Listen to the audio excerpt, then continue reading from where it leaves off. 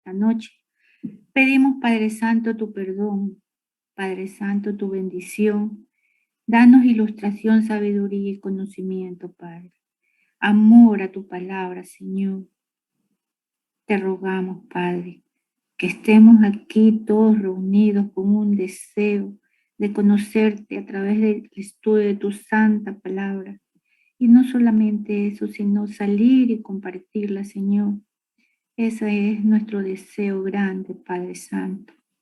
Te pedimos bendición para los enfermos, Señor, de una manera especial. Sé tú con ellos, Padre Santo. Te pedimos también por nuestro pastor, el doctor Luis Cadena, Señor, por su salud, Padre. Te pedimos de una manera especial, cuídalo, Señor.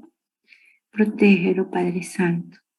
Y prepáranos para aprender en este tiempo maravilloso. En el nombre santo del Señor Jesús. Amén. Amén. Muy bien, tenemos el desarrollo entonces de la Iglesia Imperial, la fundación de Constantinopla, el cambio de capital de Roma a otra ciudad, Constantinopla, donde Constantino estableció allí, digamos, la sede principal de su gobierno. Y no veo en la lista al hermano César Bueno, está por ahí, no lo veo en la lista. Creo que a él no le tocaba. Sí. A él le tocaba hoy día. Pastor Cadena, perdón, yo tengo mi exposición preparada para esta noche, usted lo dijo el lunes pasado. Ok, hermano, entonces empezamos con usted. Adelante, mi hermana. Yeah, okay. Y luego vamos con la hermana Ana María. Ya, ¿puedo compartir pantalla, pastor? Con todo gusto, le pongo a mi hermana.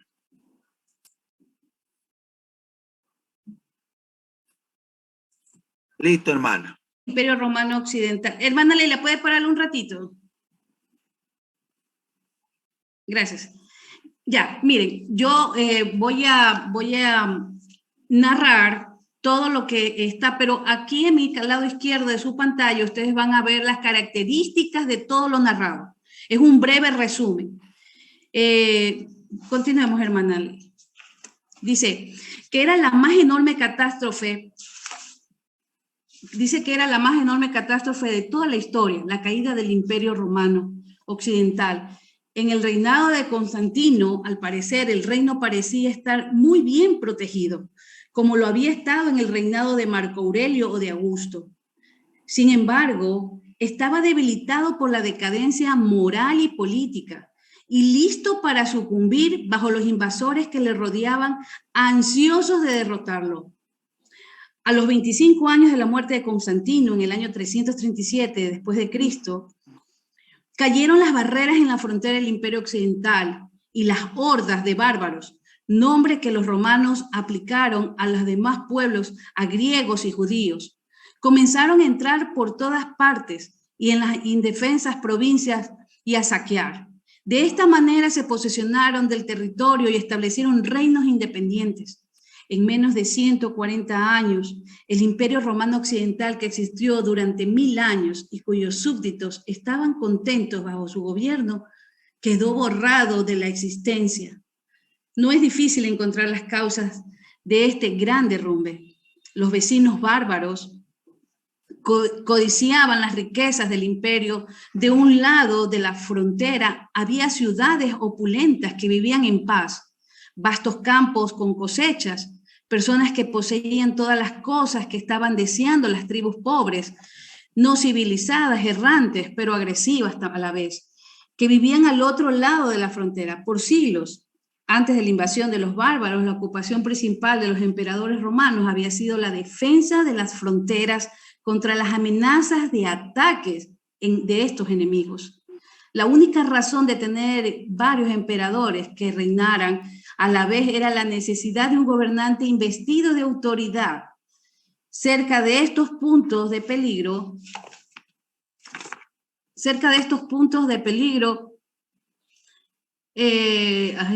sí, por donde vivo, cerca de estos puntos de peligro, a fin de que pudiese actuar sin esperar órdenes de un capital distante. Aún en los mejores tiempos, los romanos estaban a la par con los bárbaros, hombre por hombre. Además, a través de los siglos de paz, los romanos perdieron la costumbre de combatir. En nuestros tiempos, las naciones civilizadas poseen pertrechos de guerra muy superiores a los que tenían las tribus salvajes. Sin embargo, antiguamente, ambos lados peleaban con espadas y lanzas, y la única ventaja de los romanos consistía en la formidable disciplina de su única ventaja, que peleaban espadas y lanzas, y la única ventaja de los romanos consistía en la formidable disciplina de sus legiones.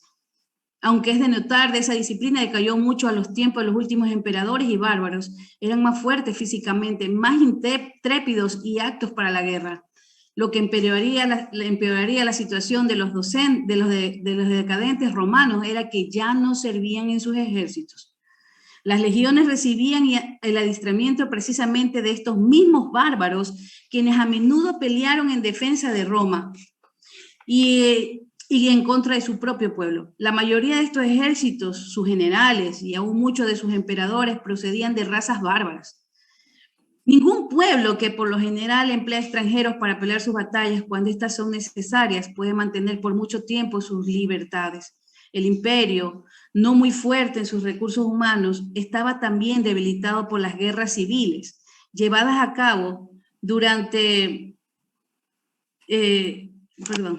El imperio de recursos humanos estaba también debilitado por las guerras civiles llevando a cabo durante generaciones por distintos pretendientes al trono imperial.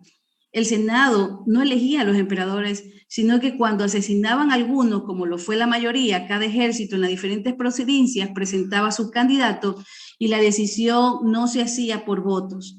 Un ratito, hermano. Dígame, pastor. En cuanto a la razón por qué... Pare, hermana. La razón por qué cayó el Imperio Romano, primero tenemos, hay varias razones aparte de las que estamos ahí, pero vamos a hacer un repaso, ¿no? Una de las cosas era que Constantino buscó un lugar donde él creía que era seguro para establecer la capital, porque Exacto. Roma siempre había sido saqueada, invadida, siempre tenía pelea. Y el lugar donde estableció la capital era buena, muy buena, con buena protección, con todo. Y también con lo que él se hizo cristiano, introdujo el cristianismo, las legiones de soldados ya no combatían, ya no se preparaban, ya no estaban diestros y se olvidaron de todos aquellos combatir, porque él fue dejando a un lado todo eso. Son como nuestros policías aquí, que usted lo ve que son bien flaquitos de tanto que pasan en sus lugares haciendo mucho ejercicio, por eso que cuando tienen que correr se cansan, no llegan ni a media cuadra, porque son bien flaquitos. Son tan flaquitos que son triple de gordos, ¿no? Bueno, entonces eso es lo que estaba pasando allí, y cuando los bárbaros se dieron cuenta de esa debilidad que tenía el imperio, entonces aprovecharon para meterse. Soldados que habían dejado sus armas.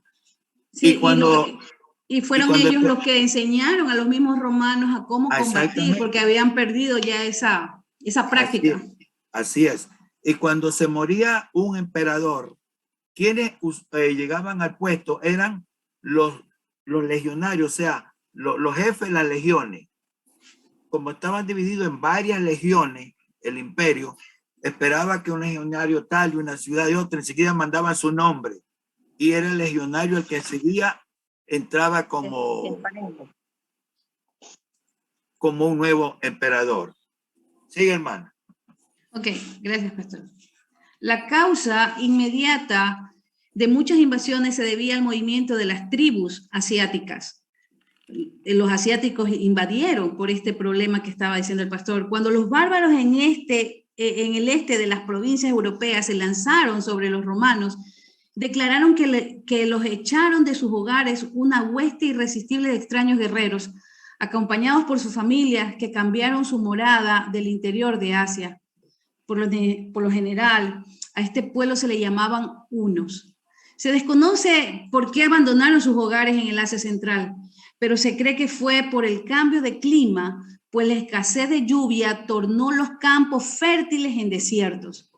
Más tarde, estos hunos, bajo su fiero rey Atila, establecieron contacto directo con los romanos y se constituyeron en su más terrible enemigo.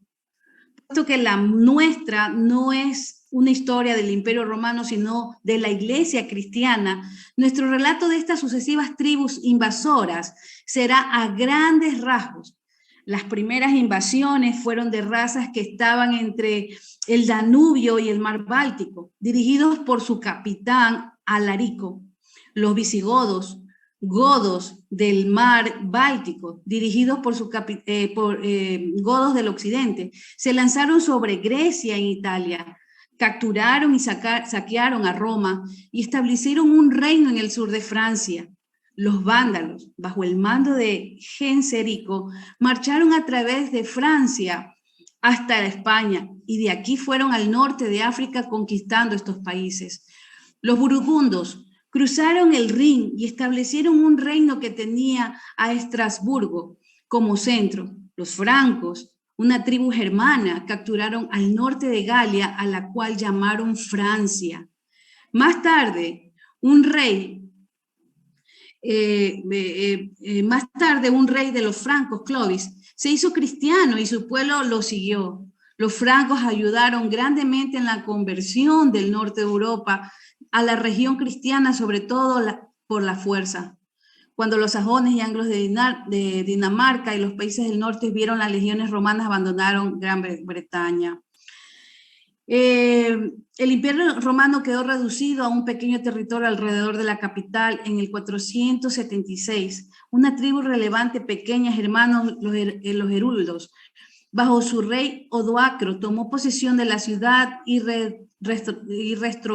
destronó al niño emperador llamado Rómulo Augusto y apodado Augusto el Pequeño. El Imperio Romano Occidental desapareció desde la fundación de la ciudad y del Estado, que se dice fue en el 753 a.C. Hasta la caída del imperio pasaron 1200 años. El Imperio Oriental, que tenía Constantinopla por capital, duró hasta 1453 después de Cristo.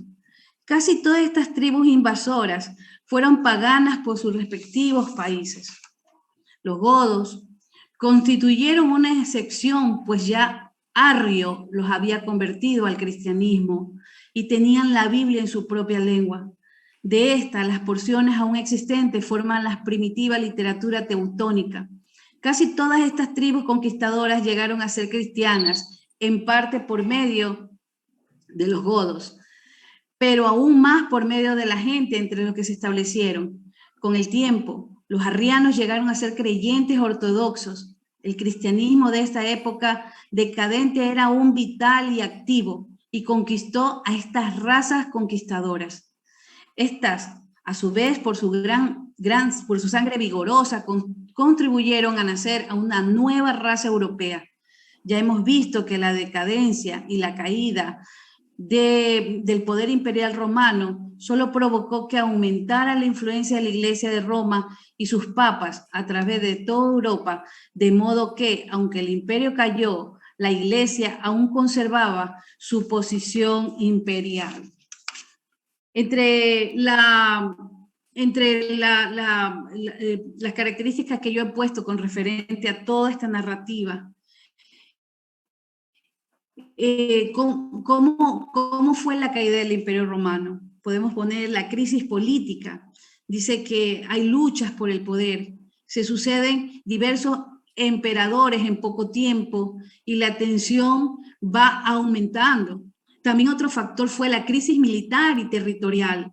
Ante la imposibilidad de mantener un territorio tan grande, en 395 Teodosio había separado el imperio en Imperio Romano de Oriente y en Imperio Romano de Occidente.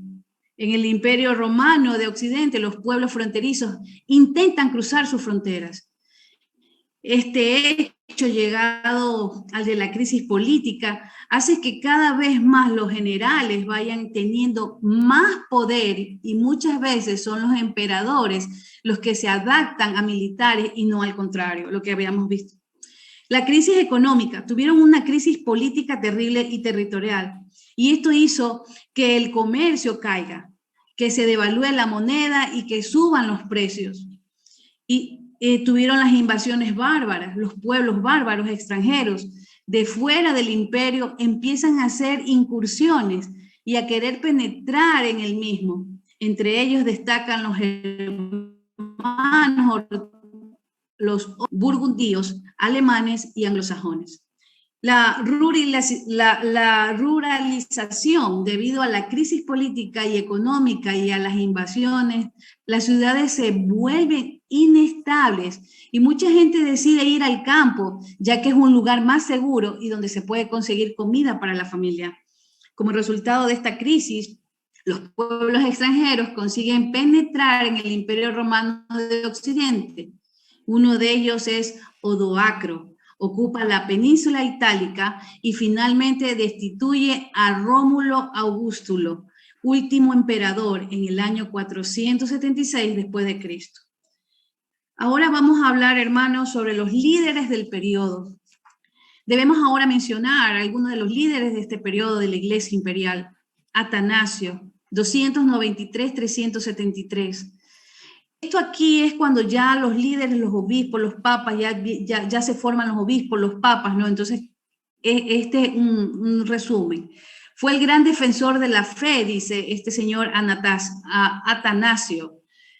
En el principio del periodo hemos visto cómo se levantó a prominencia en la controversia de Arrio. Arrio también fue un sacerdote. En el concilio de Nicea, en el año 325 después de Cristo, fue el líder en la discusión, aunque no tenía voto. Poco tiempo después, a los 33 años de edad, fue obispo de Alejandría. 5 veces lo desterraron, pero siempre luchó por la fe. Por último, llegó al final de su vida en paz y con honor. Ambrosio de Milán, 340-397 después de Cristo. El primero de los 2 padres latinos, fue electo obispo mientras era laico.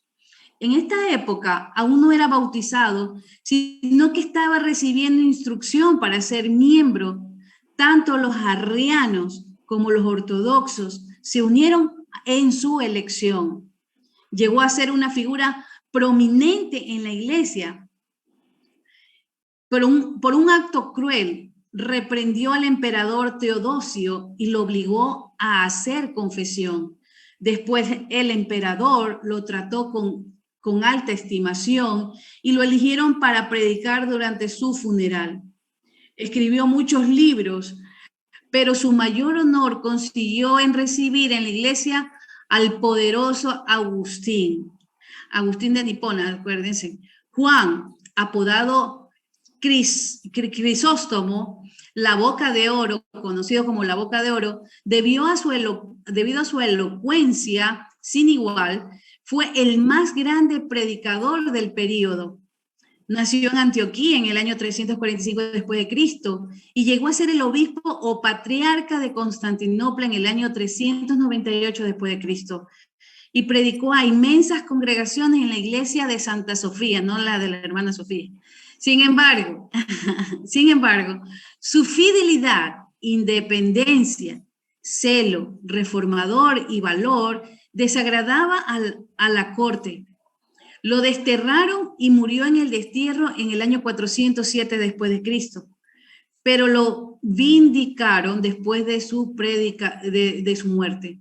Su cuerpo fue llevado a Constantinopla y enterrado con honores. Fue un poderoso predicador, un estadista y un expositor muy capaz de la Biblia. Jerónimo, 340 al 420 después de Cristo, fue el más erudito de los padres latinos. Recibió en Roma una educación en literatura y oratoria, pero renunció a los honores del mundo por una vida religiosa, fuertemente matizada de ascetismo. Estableció un monasterio en Belén y vivió allí por muchos años. De sus numerosos escritos, el que tuvo una influencia más extensa fue la traducción de la Biblia a la lengua latina, una obra conocida como la Vulgata, a saber, La Biblia es en lenguaje común, que aún es la Biblia autorizada de la Iglesia Católica Romana. Agustín es el nombre más eminente de todo este periodo. Nació en el año 354 después de Cristo en el norte de África. Desde muy joven fue un brillante erudito, pero mundano, ambicioso y amante del placer. A los 33 años llegó a ser cristiano por la influencia de su madre Mónica.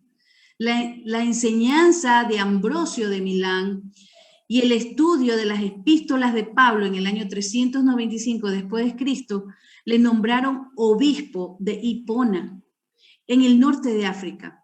Al empezar las invasiones de los bárbaros, entre sus muchas obras, la ciudad de Dios fue una magnífica defensa a fin que el cristianismo ocupase el lugar del decadente imperio.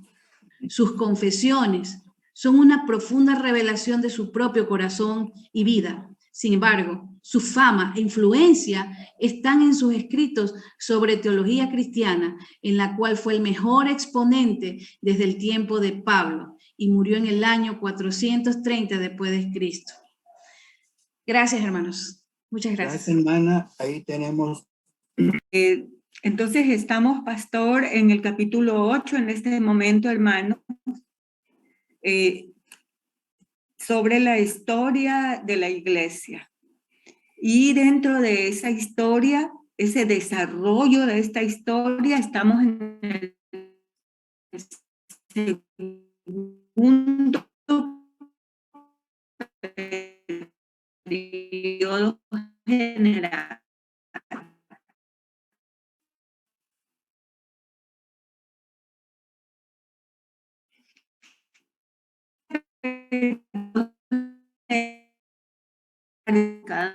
Desde el cuarto siglo, dentro vamos a las sectas o herejías y también la condición en que estaba la iglesia.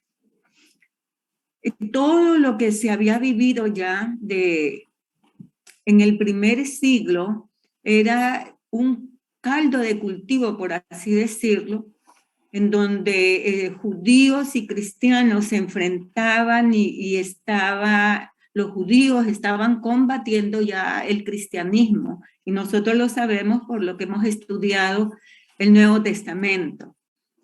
Ahora, ¿qué es una secta o una herejía?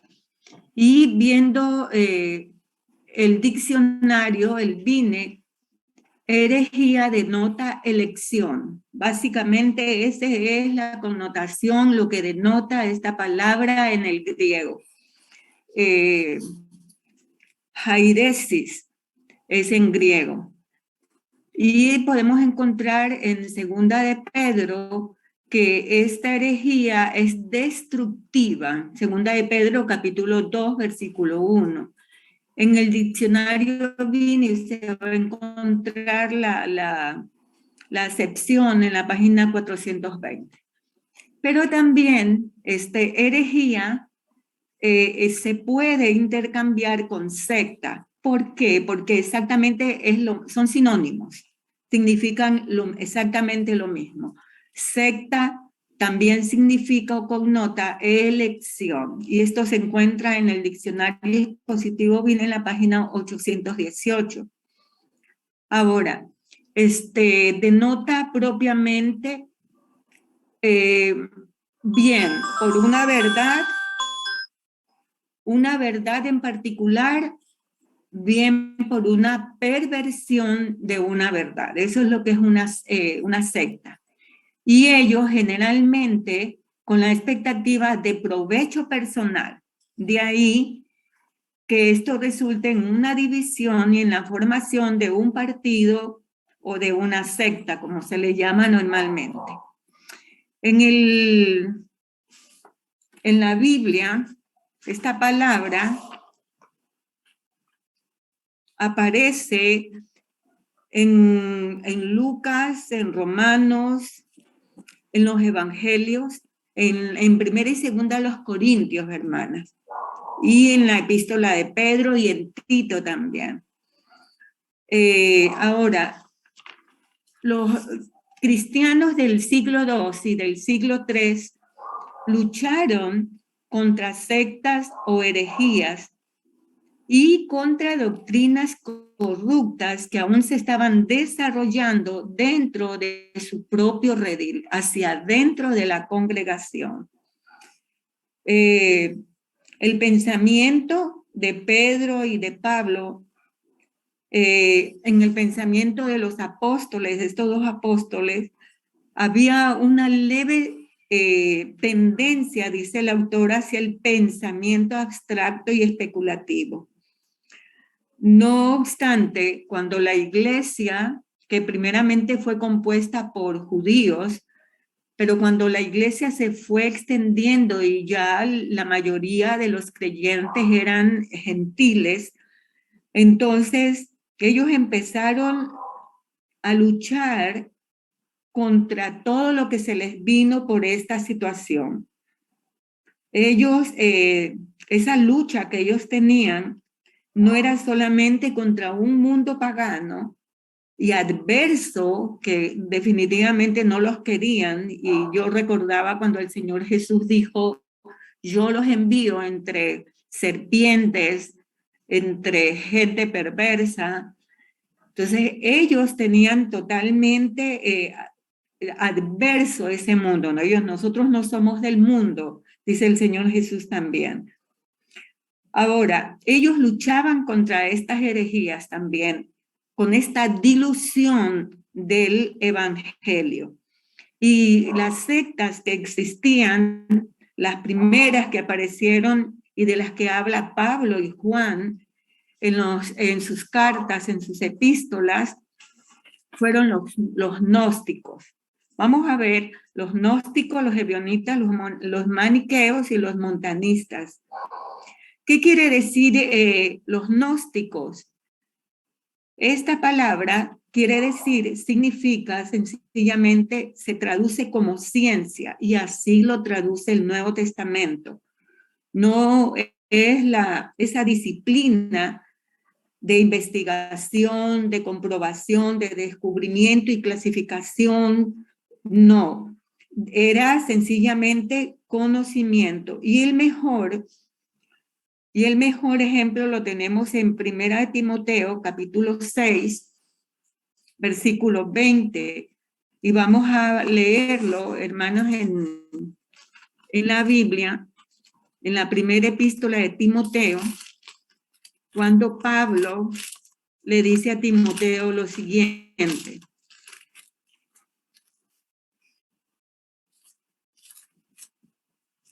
Oh Timoteo, guarda lo que se te ha encomendado, evitando las profanas pláticas sobre cosas vanas y argumentos de la falsamente llamada ciencia.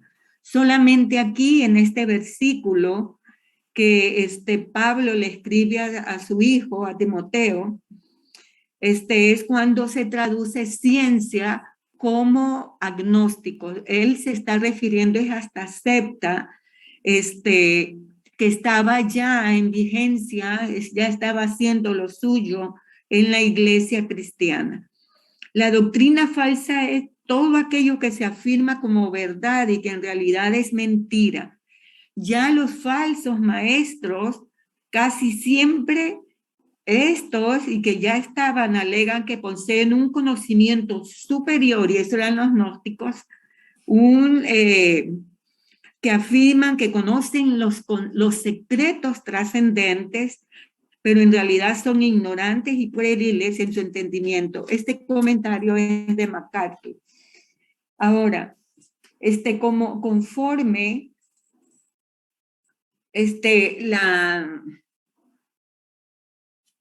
conforme la iglesia iba creyendo con su doctrina, estas sectas iban también poniendo sus creencias equivocadas, sus mentiras. Otro ejemplo que tenemos es de los gnósticos, está en Colosenses 2:8. Y Pablo escribe, mirad a la iglesia de Colosa, porque era aquí donde los gnósticos estaban haciendo ya su apogeo. Y Pablo les escribe, mirad que nadie os engañe por medio de filosofías y huecas sutilezas, según las tradiciones de los hombres y conforme a los rudimentos del mundo, y no según Cristo. ¿Por qué escribía Pablo en esta fecha? Era porque ya los gnósticos estaban poniendo en vigencia todas sus creencias. Ellos estaban atacando la iglesia cristiana, haciendo de su doctrina una verdad cuando era totalmente una aberración. ¿Qué era lo que ellos, en lo que ellos creían, en la doctrina de ellos? Ellos hacían mucho énfasis entre el mal, la naturaleza de Dios y la relación del hombre con Dios. La materia, la masa era mala. Solamente el espíritu, el alma era bueno. Entonces la pregunta que surgía ahí, inclusive de los judíos, ¿cómo es que un Dios perfecto podía crear un mundo malo? Entonces ellos seguían con estas mentiras y crearon lo falso, lo herético, de que Dios no era tan bueno, que el Dios del Antiguo Testamento no es el mismo Dios que se puede leer en el Antiguo Testamento. Él no era el verdadero Dios, y Dios que Dios había encerrado las almas puras en cuerpos malos, que Él no tuvo dificultad en crear un mundo malo. Este buen Dios creó un ser divino un poco menos de divinidad que Él, y fue creado por Jehová del Antiguo Testamento. Los gnósticos engrandecían la santidad de Dios en ese sentido, en la creación del mundo malo, pero que el alma era la buena.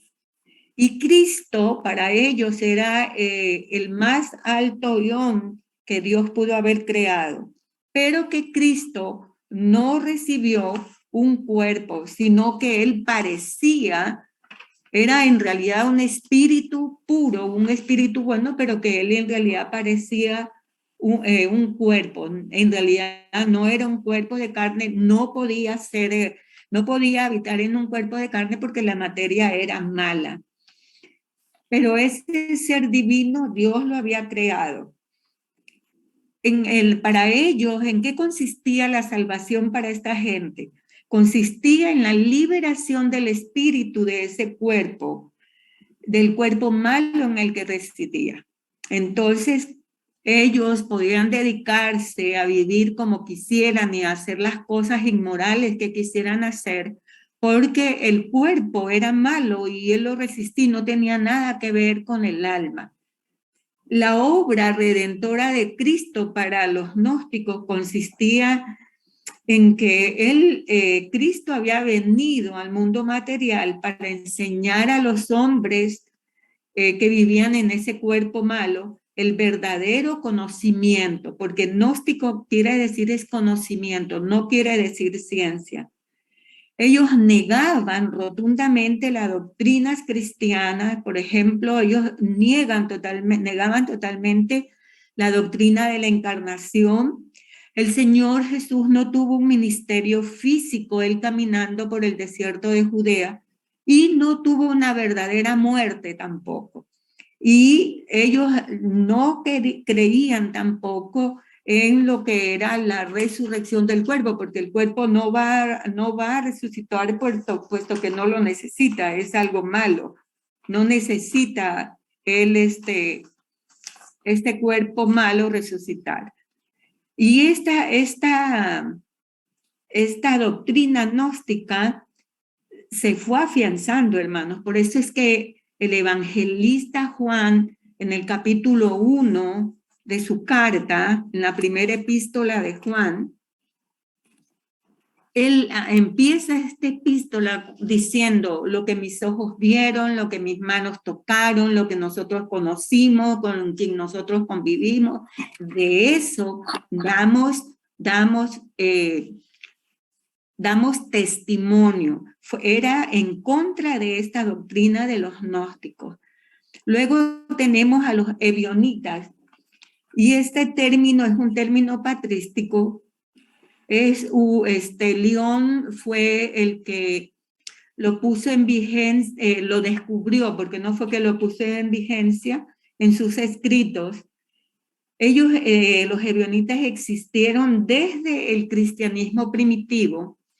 Se piensa, según uno de los diccionarios que yo tengo y que consulté, que son los esenios. Cuando se habla de los esenios, se habla de los ebionitas que vivían en toda lo que era el Qumran. Para ellos, esta zona en donde se descubrieron los manuscritos de Qumran era como su templo, su catedral. ¿Qué significa esta palabra ebionismo? Ser pobre o el pobre. En esto consistía. Esta secta, ellos creían en Jesús, pero ellos no creían que era el Mesías. Ellos rechazaban su preexistencia. Y los ebionitas seguían la ley. Era como una pasión por la ley. Ellos no manejaban dinero. Ellos salían y la gente les regalaba las cosas. Ellos rechazaban totalmente las epístolas paulinas por considerar a Pablo un apóstata de la ley. Su pobreza era voluntaria. Ellos reverenciaban la epístola de Santiago. Pero esta secta, gracias a Dios, desapareció más o menos en el siglo V, dice el escrito. Ahora, es muy difícil, hermanos, tener en realidad escritos de los ebionistas o de los gnósticos, de los maniqueos o los montanistas. No hay nada de lo que ellos escribieron, de sus doctrinas, nada de eso existe. Lo que se conoce es por los escritos que hay de los grandes hombres de esa época, hombres cristianos, como por ejemplo en el año 140, Justino Mártir. Él describe una secta con todas las características de un ebionista, una secta alejada de la iglesia que observaba la ley. En el 180 también Irineo de León usa por primera vez el término ebionista, que es una secta que adoraba la ley. Luego también tenemos otra secta de aquel tiempo, de este tiempo del segundo siglo hasta el cuarto siglo, que son los maniqueos.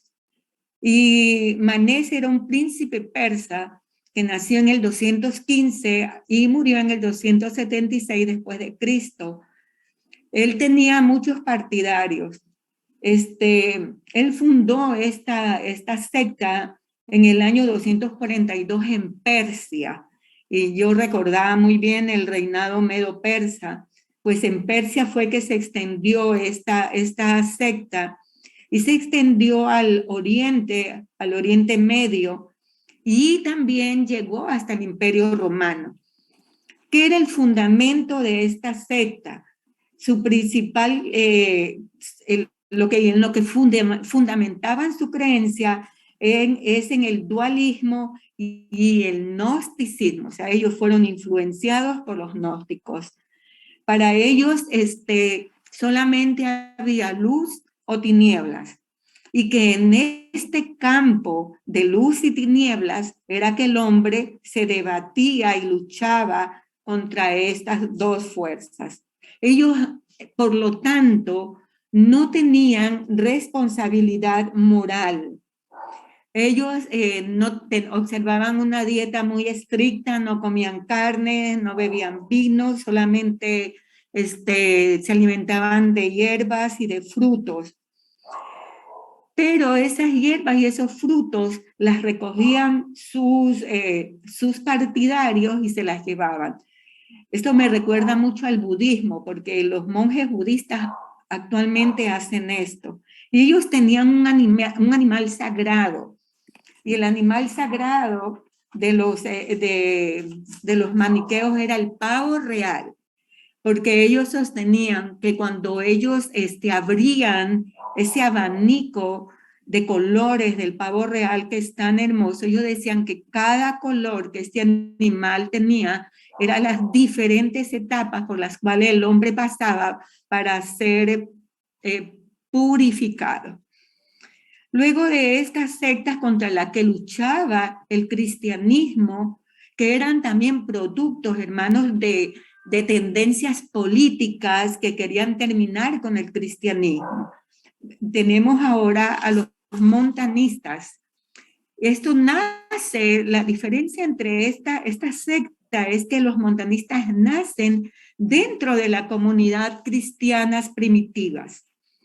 ¿Qué era lo que ellos hacían? Ellos hacían un esfuerzo para revalidar las realidades neumáticas y escatológicas, es decir, la doctrina del Espíritu Santo y lo por venir. Este movimiento, esta secta, posteriormente fue llamado un movimiento reavivador. Ahora, ¿cómo se sabe de la existencia de estas sectas? Es por el testimonio escrito de Eusebio de Cesarea, por Epifanio, por Clemente de Alejandría, por Orígenes e Hipólito. Estos hombres, estos grandes hombres del cristianismo, escribieron sobre esta secta. Tertuliano, que también era cristiano, al final de su vida se unió a esta secta. Su doctrina era ellos pensaban que el Señor Jesús, era inminente la venida del Señor Jesús en aquella época. Ellos se preparaban para el martirio y ayunaban y no tomaban ningún alimento húmedo, y eso se llama xerofagia. Ellos enseñaban la castidad, pero lo raro era que la castidad la enseñaban dentro del matrimonio, ¿no? Y ellos no se casaban en segundas nupcias, negaban el perdón a un cristiano, aún si hubiera sido bautizado y si se hubiera arrepentido. Una de las cosas que estos montanistas, profesaban era el profetismo. Montano se hizo a sí mismo el paraclito que continuaba con la revelación del Nuevo Testamento. Esto pasó, ellos alcanzaron su mayor expresión de su doctrina aberrante en el siglo II y se extendió por todo el Oriente, y me parece que esto es un poco como el pensamiento incipiente de Mahoma, y termina en el siglo IV. Se extendió por Asia Menor. Algunos de los hombres cristianos lo citan. También se extendió a África, a Roma. Ellos en las profecías que ellos tenían, ellos daban por sentado que los mensajes que recibían, ellos los recibían directamente del Espíritu Santo. Y cumple la doctrina de los apóstoles. Ellos suplantan la doctrina de los apóstoles y estaban influenciados por los gnósticos, por el evangelio. Cuando el evangelio de Juan dice, hermanos, yo les enviaré el abogado, el espíritu de verdad. Entonces Montano había recibido el espíritu de verdad. Ellos se creían poseídos de Dios. Ellos creían y pensaban que cuando profetizaban no podían resistirlo. Y Montanos decía, yo soy el Padre, yo soy la palabra, yo soy el Espíritu Santo. Ellos le daban una exagerada importancia a las profecías recibidas por éxtasis y las lenguas. Y esto un poco era lo que sucedía en la primera iglesia de Corinto. Esperaban, como dije antes, el regreso inminente de Cristo.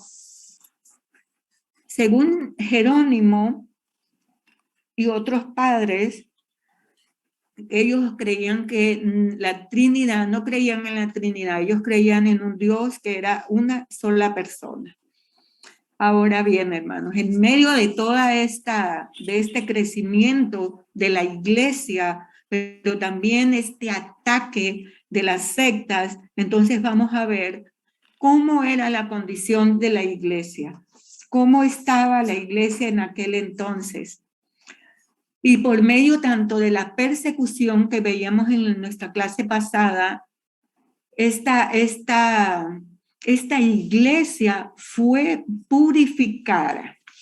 Nos encontramos con una iglesia en donde la cizaña fue sacada y solo quedó el trigo. Ahora, los de corazón débil, los de corazón cobarde y los apagados, los apocados, abandonaban la iglesia. Esta iglesia de martirio, de persecución, de lucha contra la dilución del evangelio, no era para este tipo de personas. La iglesia, la condición de la iglesia de esta época era para los que estaban dispuestos a morir por la fe.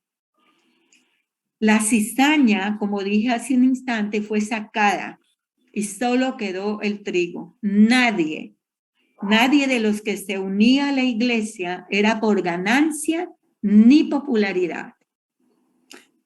Ellos tenían, como dice Wilmington, ellos tenían una moral ética, ellos tenían la moral pura y austera.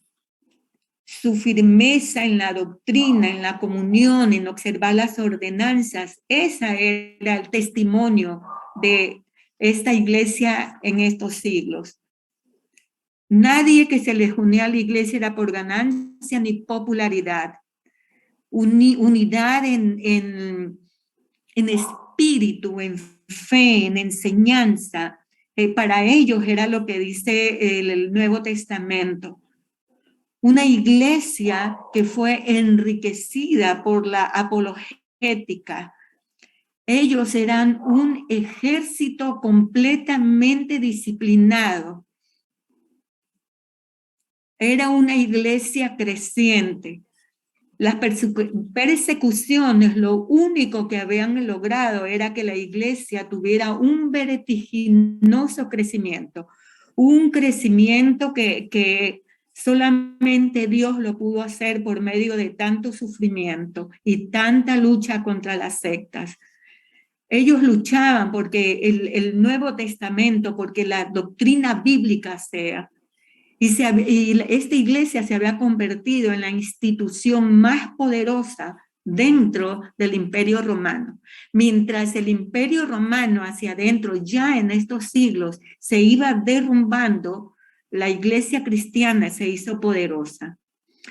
Hay un historiador, Gibbon, y él calculaba que para este tiempo, para el siglo IV, la 10ª parte de la población dentro del imperio eran cristianos. Los historiadores y los estudiosos aceptaban esto, pero los investigadores actuales concluyen que los simpatizantes y los miembros de la iglesia alcanzaban la cifra de 60 millones bajo el dominio de Roma. Y es que el Imperio Romano en toda su extensión tenía 120 millones de dominados. ¿Cómo prueban esto? Porque los arqueólogos en sus investigaciones han encontrado en las catacumbas romanas canteras subterráneas de una extensión muy grande.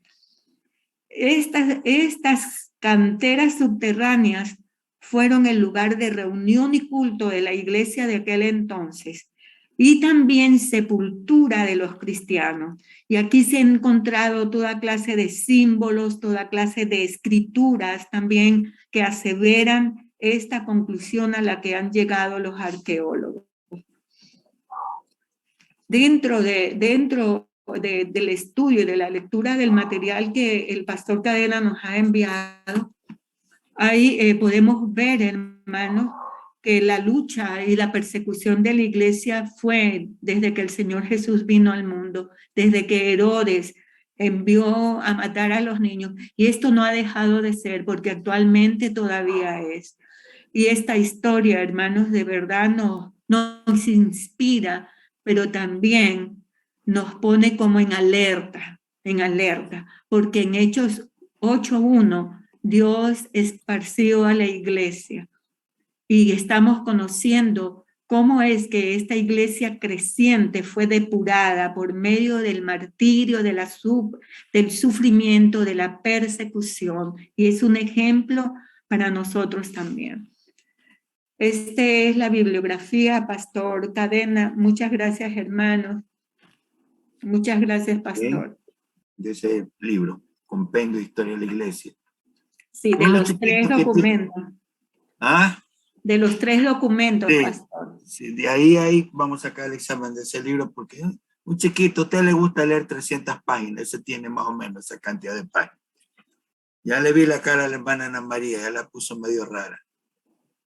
Bueno, qué bien, hermano. Vamos a tomar unos 15 minutos para que descansen, ¿o quieren seguir?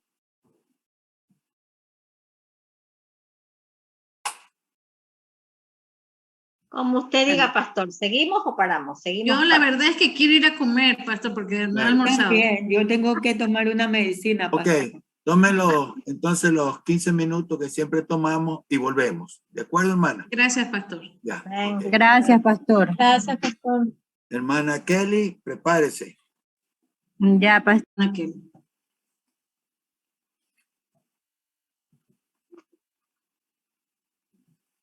Hola. Dios les bendiga, hermanos.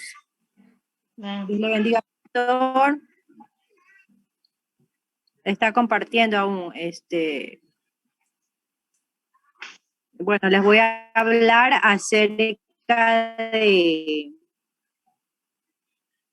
del cuarto periodo. Hemos visto un poco también ya de nuestras hermanas Ana María y la hermana Fabiola nos ha enseñado un poco en cuanto a los periodos que estuvieron antes de que es el medieval. Es en el año 476 al 1453 después de Cristo. Vamos a hablarles del proceso del poder papal. La Iglesia occidental o latina tenía su sede en Roma, que aún era la ciudad imperial, aunque su poder político ya había terminado. Este lapso de tiempo fue de 1000 años. Un hecho importante en los 10 siglos de la Edad Media fue el desarrollo del poder papal. El Papa de Roma afirmaba ser obispo universal y cabeza de la Iglesia. Nosotros sabemos que la cabeza de la Iglesia es Cristo. Este desarrollo tuvo 3 periodos: crecimiento, culminación y decadencia. El crecimiento del poder papal empezó con el pontificado de Gregorio I el Grande y llegó a su apogeo con Gregorio VII o Hildebrando. Él envió misioneros, estamos hablando de Gregorio I o el Grande, envió misioneros a Inglaterra para cristianizar al pueblo.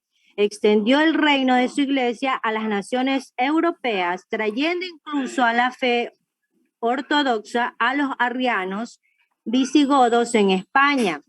¿Quiénes son los arrianos? ¿Cuál es su teología? ¿Qué es lo que ellos creen? Ellos no creen en la Trinidad. Ellos creen que más o menos su doctrina es la que siguen los testigos de Jehová. Ellos creen que Jehová creó a Jesús, ¿verdad? Entonces Jesús no es Dios, según los arrianos. Él resistió también. ¿Qué hizo Gregorio I? Resistió al patriarca de Constantinopla al título de obispo universal. convirtió a la iglesia en gobernante en la provincia alrededor de Roma. Así preparó el poder político.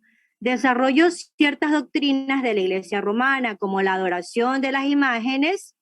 Bueno, allí vemos el por qué los católicos adoran las imágenes, el purgatorio y la transubstanciación. De esto ya hemos hablado también anteriormente con el pastor Cadena, que es la creencia de que en la misa o comunión el pan y el vino se transforman literalmente en el cuerpo y en la sangre de Cristo. También defendió la vida monástica, ya que él había sido monje. Gregorio I fue uno de los administradores más influyentes en la historia de la Iglesia romana. ¿Cuáles fueron las causas para el creciente poder papado? El objetivo de la Iglesia, ¿cómo se inició? Fue bueno, era reprimir la tiranía e injusticia, proteger a los débiles y demandar los derechos del pueblo. La Iglesia persuadió incluso a más de un gobernante a recibir de nuevo una esposa repudiada injustamente y a practicar la esencia, aunque ésta fuera exterior, o sea, se basaban mucho en las obras, aunque éstas fueran aunque fueran visibles, aunque fueran externas y no internas, o sea, no reales. Pero también hubo papas que adularon a príncipes impíos. En la Edad Media hubo muchos fraudes píos. Perdón, me perdí. Un ratito.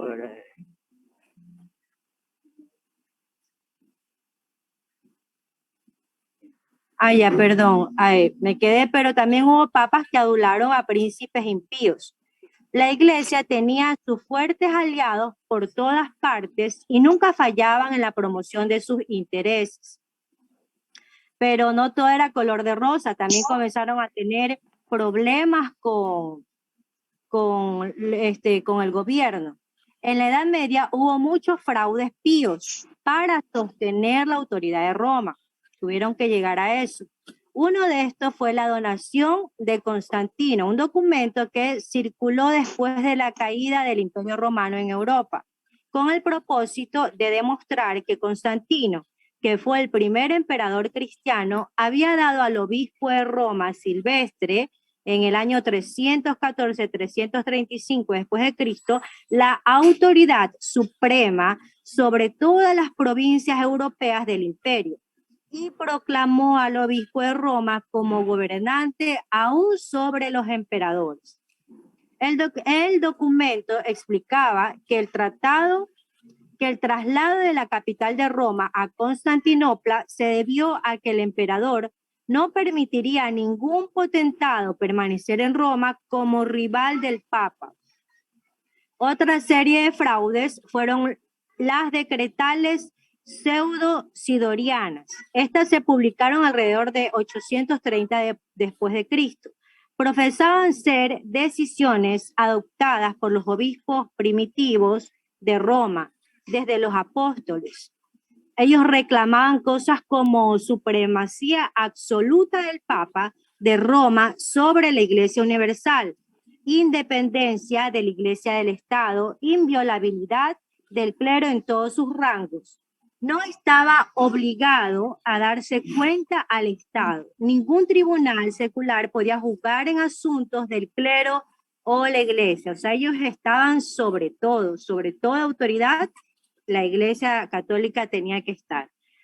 Solo con la reforma en el siglo XVI se comprobó que carecían de fundamento. A la época medieval también se la constituyó como decadencia en cuanto a cultura, en cuanto a conocimiento, todo lo contrario a lo que fue la época antigua y a la época moderna. Se la constituyó también como una época donde abundó la ignorancia, y es por eso que ellos no dudaban de lo que la Iglesia les decía. Lo que la Iglesia decía, eso era.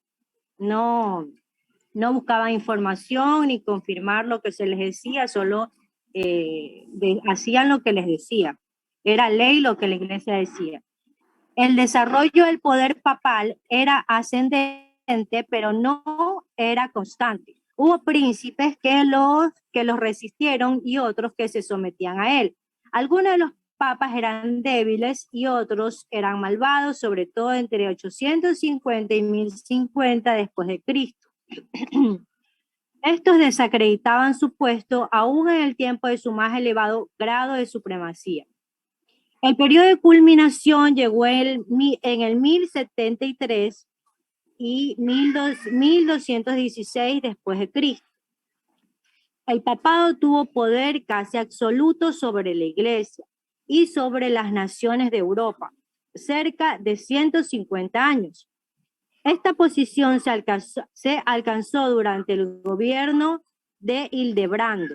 Durante 20 años, Hildebrando gobernó a la Iglesia como el poder tras el trono antes de emplear la triple corona. Hildebrando reformó el clero que se había corrompido y quebrantó la simonía o la compra de puestos en la Iglesia. Levantó las normas de moralidad en todo el clero e impuso el celibato del sacerdocio, que aunque se exigía, no fue obligatorio hasta su día. Libertó a la Iglesia de la dominación del Estado al poner fin al nombramiento de los papas y los obispos por reyes y emperadores. También requirió que todas las acusaciones en contra de los sacerdotes y las relacionadas con la Iglesia se juzgasen en cortes eclesiásticas. La costumbre había sido que el obispo recibiese cetro y anillo de su soberano y que éste le prometiera fidelidad feudal como su señor secular, es decir, que el gobernante nombraba a los obispos.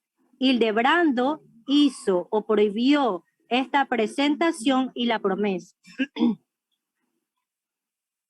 También declaró que la Iglesia fuese suprema sobre el Estado.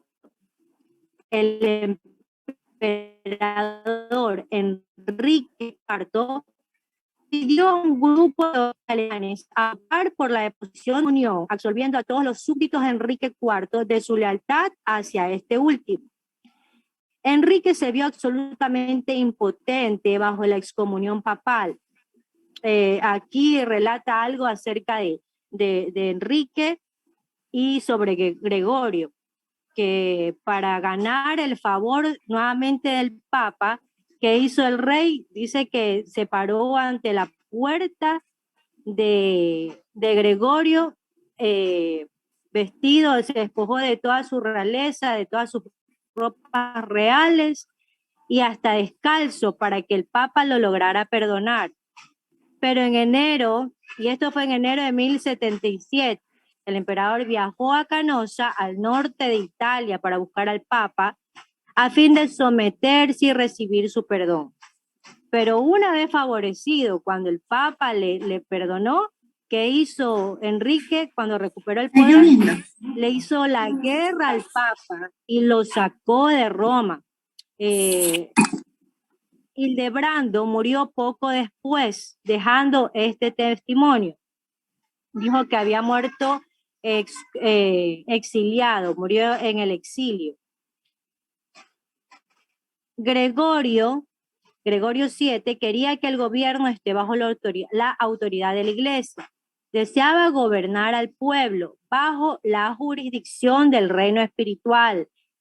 Para eso él quería el poder secular, para gobernar a su pueblo, pero mediante la espiritualidad. Quería ganarse, según él, quería ganarse las almas bajo el poder de Dios. Otro papa cuyo reino demostró su alto grado de poder fue Inocencio III, en 1198 al 1216. Fue elegido para ocupar el cargo a los 36 años. A través de su reinado sostuvo con éxito estas altas pretensiones. Eligió para desempeñar las funciones de emperador a Otón IV de Brunswick, quien reconoció en público que tenía la corona por la gracia de Dios y la sede apostólica. Más tarde, debido a la insubordinación de Otón, lo depuso e hizo que se eligiera a otro emperador. Asumió el gobierno de la ciudad de Roma decretando leyes para sus funcionarios, siendo él mismo señor supremo, es decir, que puso al Estado bajo el gobierno directo del papado, gobierno que fue el precursor de los estados de la Iglesia. Obligó a Felipe Augusto, rey de Francia, a que recibiese de nuevo a su esposa de quien se había divorciado injustamente. O sea, yo me imagino también que las esposas buscaban a los papas para que les ayudasen en cuanto a sus conflictos matrimoniales, ¿verdad? Porque ellos ya habían dejado a sus esposas, dice, injustamente, y los papas hacían de mediadores para arreglar aquellos asuntos también. O sea, hicieron cosas buenas en todos sus mandatos que no tienen nada que ver con la voluntad de Dios, hicieron cosas buenas también.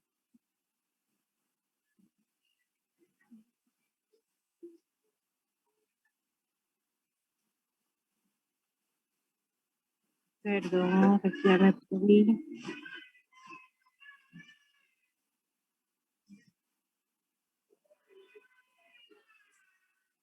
¿Terminó? A ver, ahí falta la última, perdón, que me perdí. A ver, asumió el gobierno, perdón, al igual desempeñaron. Asumió el gobierno, aquí ya lo encontré, perdón. Asumió el gobierno, es que tengo que usar lentes, les confieso. Asumió el gobierno de la ciudad de Roma, decretando leyes para sus funcionarios, siendo él mismo señor supremo. Es decir, puso al Estado bajo el gobierno directo del papado, gobierno que fue el precursor de los estados de la Iglesia. Obligó a Felipe Augusto, rey de Francia, a que recibiese de nuevo a su esposa de quien se había divorciado injustamente. También excomulgó al rey Juan. Ya, hermana Ana María retrocedió, que se fue.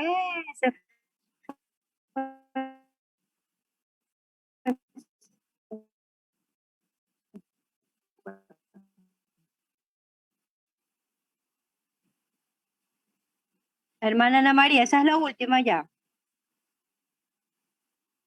Bueno, vemos que también empezó con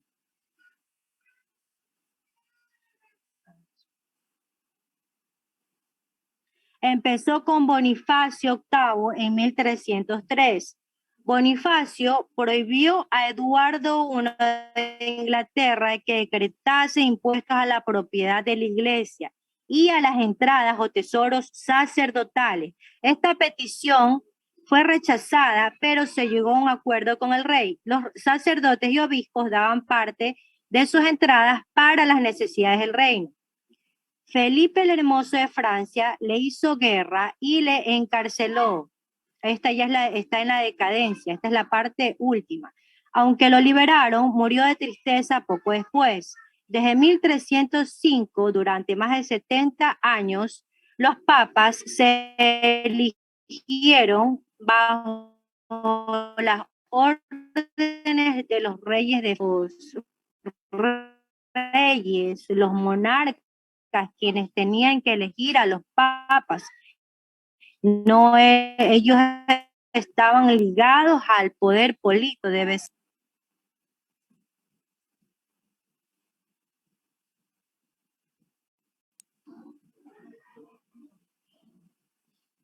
Ellos estaban bajo la voluntad de los reyes y ahí perdieron el poder y estaban en decadencia, el papado o la iglesia romana. Aunque lo liberaron, murió de tristeza poco después. Desde 1305, durante más de 70 años, los papas se eligieron bajo las órdenes de los reyes de Francia y estaban bajo su voluntad. Al periodo de 1305 a 1378 se le conoce como la cautividad babilónica. Por orden del rey francés, la sede del papado se trasladó de Roma a Aviñón, al sur de Francia. Los papas se convirtieron en jefes nominales sin verdadera influencia o poder bajo el gobierno francés. Otros aspirantes al papado surgieron en Roma y por doquier en diferentes países, papas y antipapas. Las órdenes papales se desobedecían libremente, las excomuniones se obviaban. Por ejemplo, Eduardo III de Inglaterra ordenó al legado papal que saliera de su reino. En 1378 el papa reinante Gregorio IX volvió a Roma y en 1414 se celebró el Concilio de Constanza para decidir entre las reclamaciones de 4 papas. Todos se depusieron y se escogió uno nuevo. Desde entonces, desde 1378 hasta el día de hoy, los papas están o moran en Roma. Muchas gracias. Bueno, esta fue la época papal. Al separarse de Roma, el Estado imperial, y ya no tenían la influencia del imperio, entonces fueron adquiriendo poder los obispos para convertirse en papa y controlar a esa parte de Europa. Pero también había la lucha en Constantinopla, donde también habían otros que también reclamaban el mismo poder, hasta que llegaron un tiempo en que habían 4 papas a la vez reclamando el poder, y ninguno de ellos fue elegido, eligieron a otro. Bueno, es la historia que tenemos hasta allí de la cadencia de... Pastor, y es interesante ver la astucia que tuvieron para escribir documentos falsos para mantener sí, la su falsedad, autoridad. porque nunca escribió eso Constantino, Constantino. que le daba el poder a los papas, nunca. Ellos escribieron un documento fraudulento en el cual ellos decían que él le había dado toda la autoridad. Mentira. Bueno, siempre ha sido así. Siempre los documentos se han tergiversado para adquirir, digamos, poder e influencia. Muy bien, vamos a continuar entonces con el poder musulmán. Ahora viene la caída, entonces al final del poder de los papas, y debido a esa variedad entre ellos, entonces tenemos la influencia del poder musulmán que comienza a conquistar a los países cristianizados. La hermana Lourdes Morán está por ahí.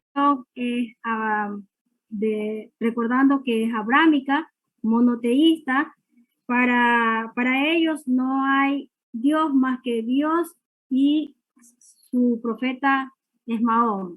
Esta religión se denomina islámica, sumisión total a Alá. Es la obediencia a la voluntad de Dios y a sus seguidores se les llama musulmanes. Los artículos de fe que exponen son: hay un solo Dios al que se llama Alá, que hacen una similar comparación, bueno, desde el origen común a la palabra hebrea Elohim. Los hechos buenos o malos, Dios los ha preestablecido y cada acto se lleva a cabo la voluntad de Dios. O sea, para ellos todo, sea bueno, sea malo, Dios es la voluntad de Dios. Para ellos no hay, hay alrededor de tanto ángeles buenos, malos, que se relacionan constantemente con los hombres. Dios entregó su revelación en el Corán, una serie de mensajes comunicados a Mahoma por medio del ángel Gabriel, aunque no se coleccionaron sino hasta después de la muerte de este profeta. Consideran que Dios envió profetas como Adán, Moisés y Jesús, y que por encima de todos ellos, o sea, es Mahoma. O sea, para ellos no es Jesús nuestro Dios, o sea, el Hijo de Dios, sino que es un profeta. Mahoma reconoce y adopta como suyos a profetas bíblicos, apóstoles cristianos y a santos que vivieron antes que él. En el más allá, este es el último punto de lo que ellos creen de la fe. En el más allá dice que habrá una resurrección final, el juicio y el cielo o el infierno para cada hombre. Entonces, resumiendo, de estas 5 columnas que ellos profesan de fe sería, primero, creer y confesar que Alá es Dios y Mahoma es su profeta.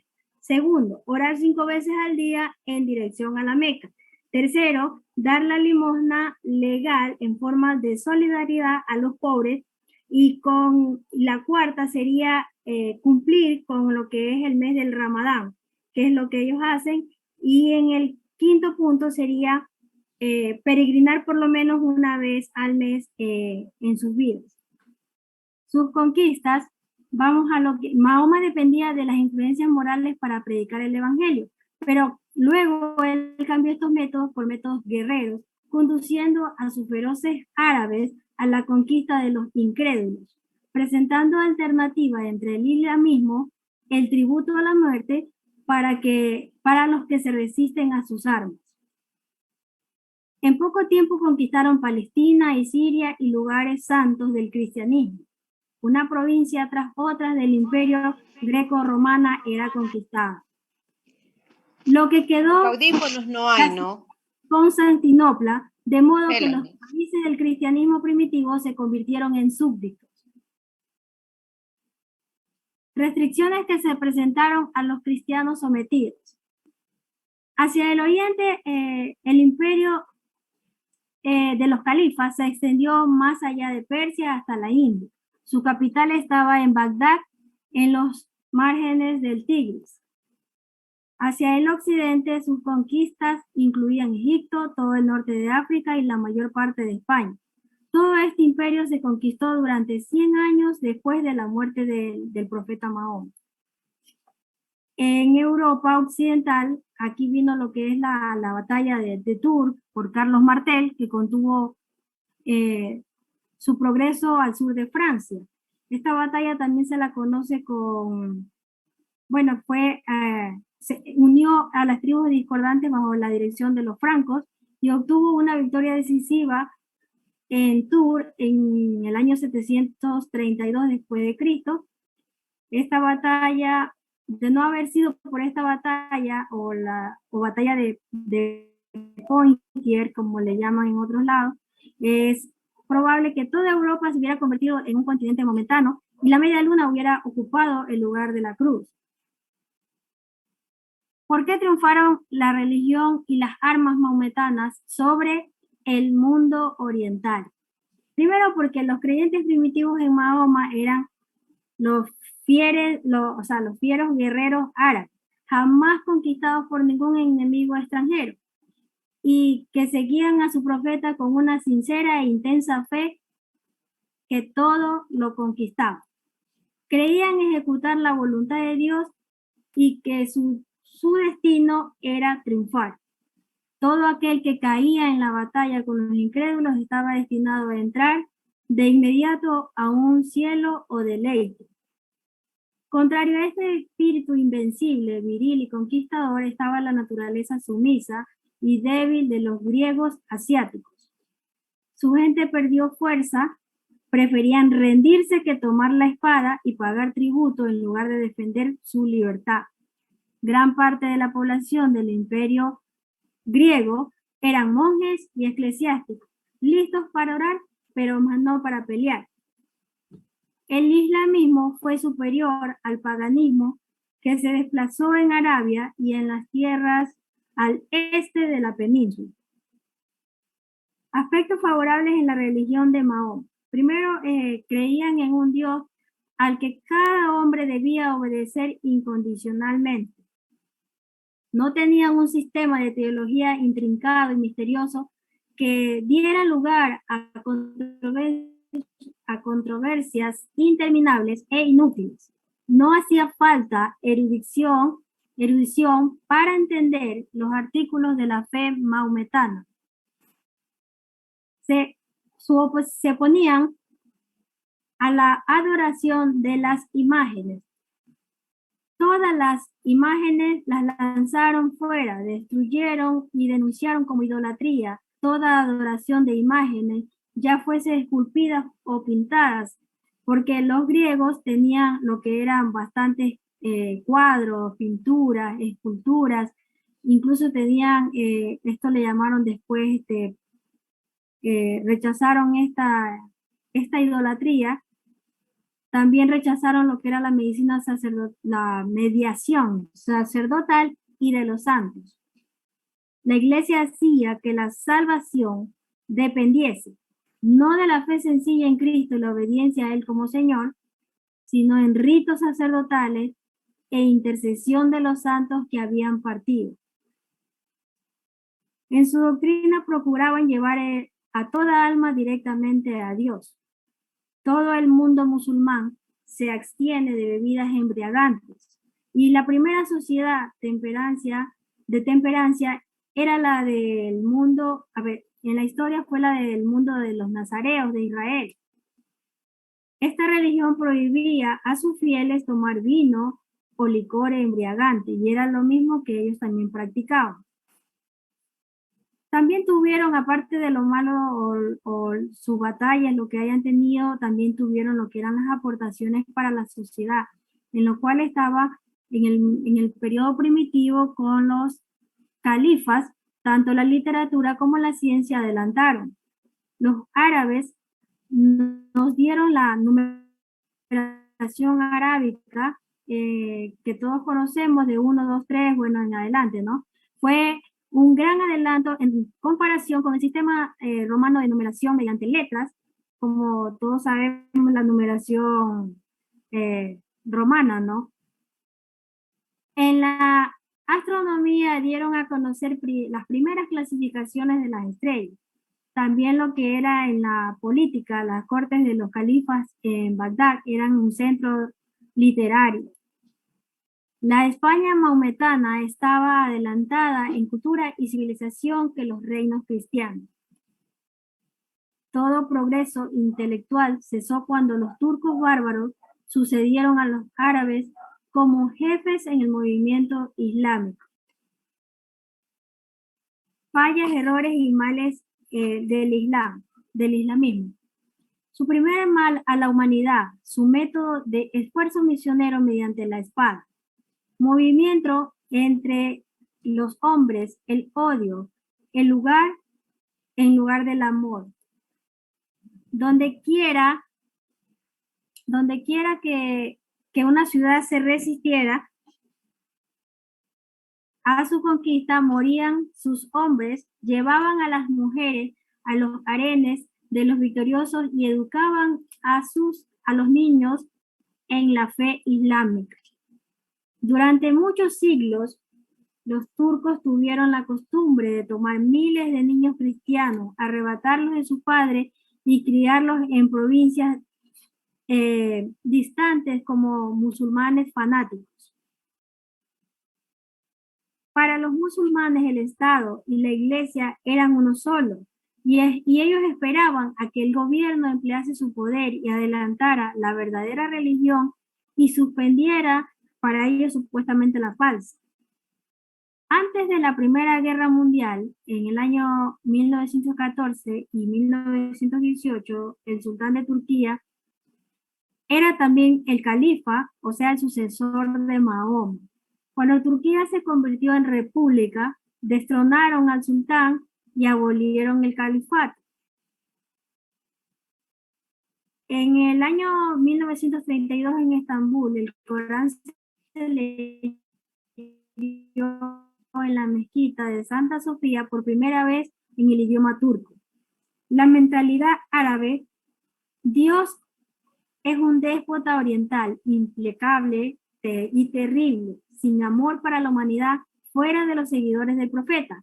Ellos se basan en lo que es en el Antiguo Testamento. Seguimos con las características más indignas de la religión maometana era la degradación de la mujer. Las mujeres se consideraban como simples esclavas o juguetes del hombre. En 1930 se les dio el derecho al voto y a nominarse en las elecciones municipales. El más marcado fracaso del Estado maometano ha sido en el aspecto de la administración nacional. en respecto a sus conquistas, dice que los maometanos eran maravillosos, o sea, sus batallas eran casi milagrosas. Barrían en irresistible torrente a través de continentes desde China hasta España. Los países islámicos eran los peores en gobernar en el mundo. En contraste a estos están los romanos, que ellos sí demostraron que no solo podían ser grandes conquistadores de imperios, sino que también podían gobernar con sabiduría, trayendo prosperidad a cada pueblo o a cada país que conquistaban. Eso es toda mi exposición, hermanos, pastor, bendiciones. Gracias, hermana. Yo-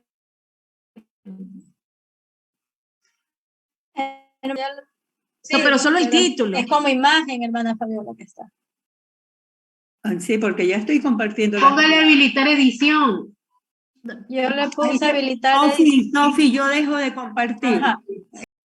Hubo destellos de luz religiosas y presagios de la reforma venidera. Aquí encontramos 5 grandes movimientos de reforma que surgieron en las iglesias. Pero el mundo no estaba listo para ello.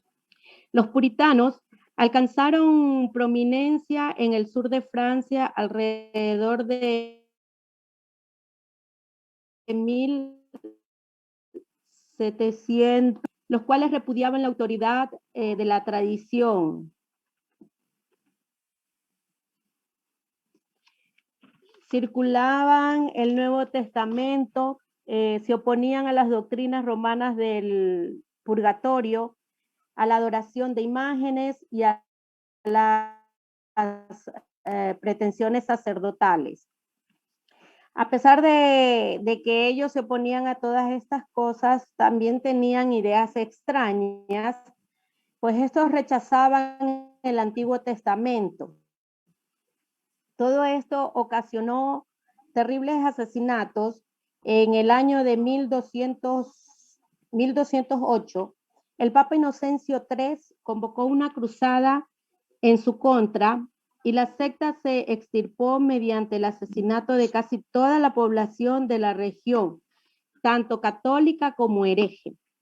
Los valdenses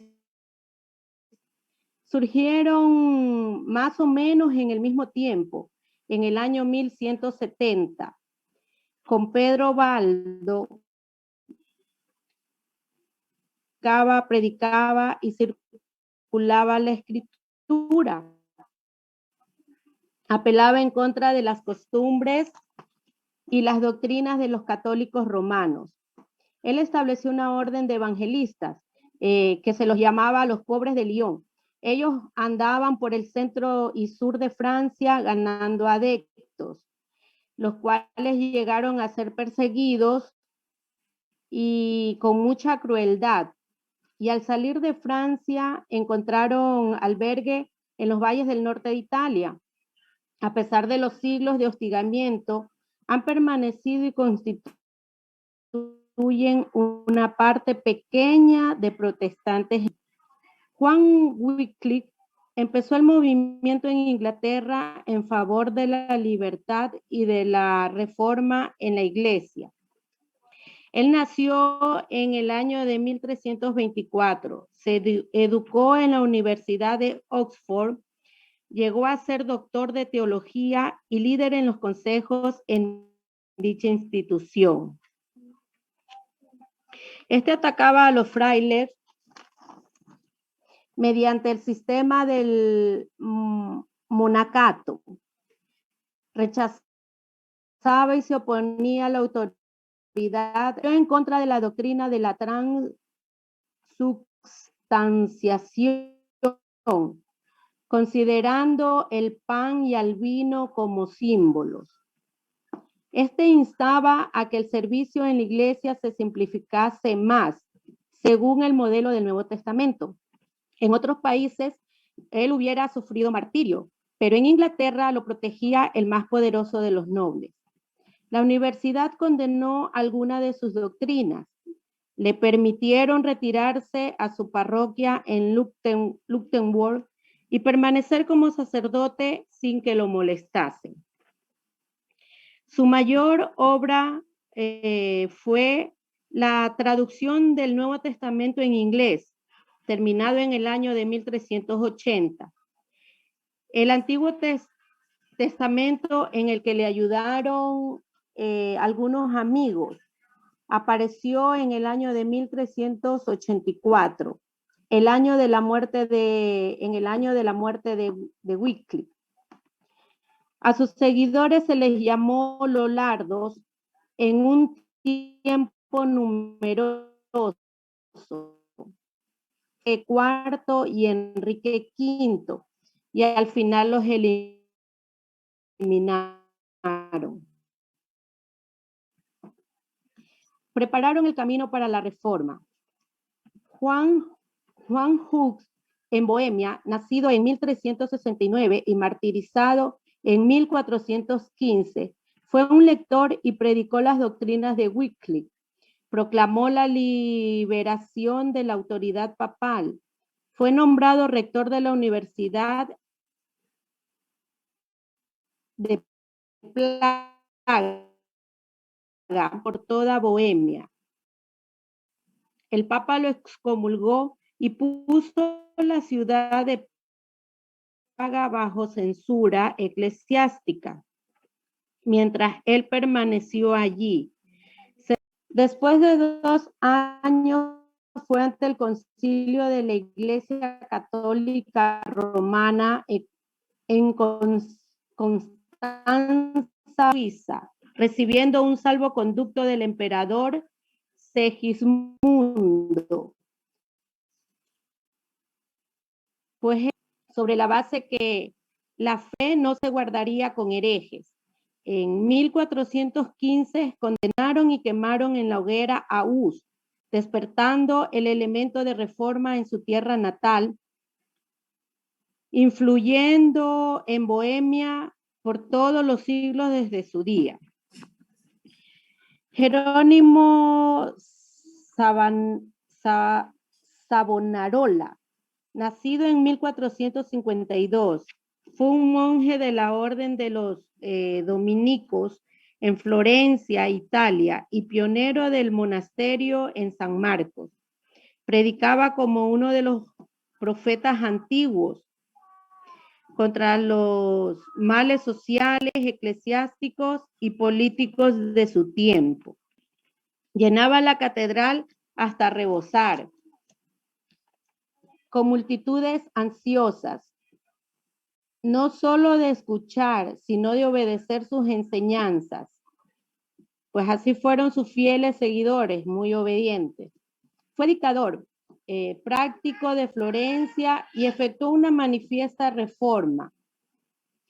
Fue excomulgado por el Papa. Lo apresaron, lo condenaron, lo colgaron y quemaron su cuerpo en la Plaza de 8. Fue su martirio. Solo 19 años antes de que Lutero clavara su tesis en la puerta de la Catedral de Wittenberg.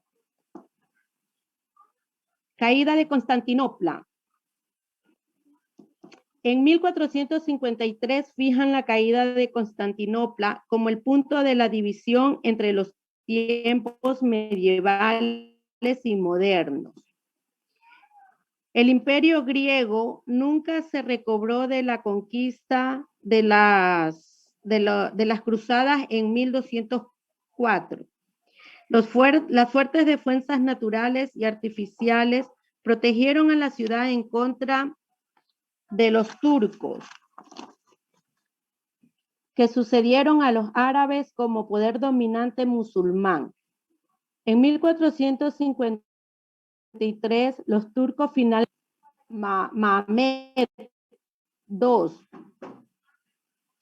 En un solo día, el templo de Santa Sofía se transformó en una mezquita y Constantinopla fue hasta 1920 la ciudad de los sultanes y la capital del imperio turco.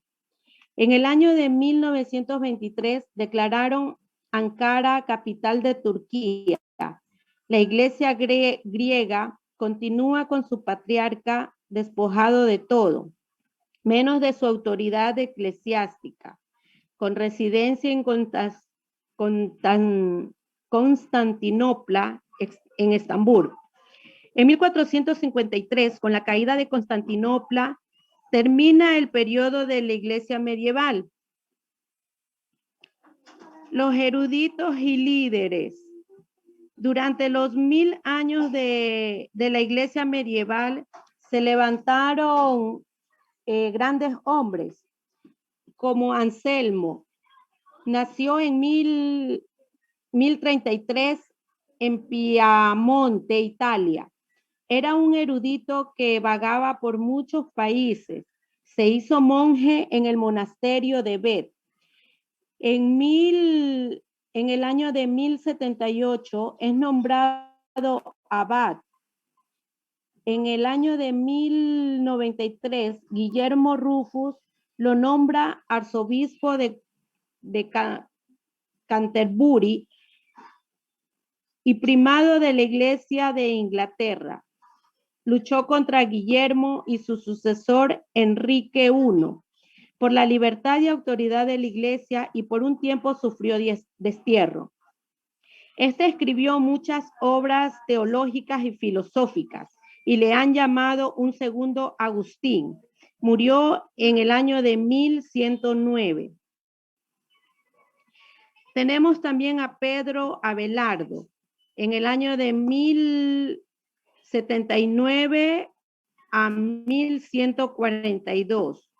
Pensador más valeroso de la Edad Media. El fundador de la Universidad de París, madre de las universidades europeas.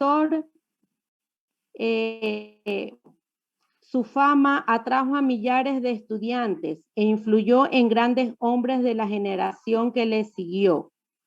Fue expulsado más de una vez.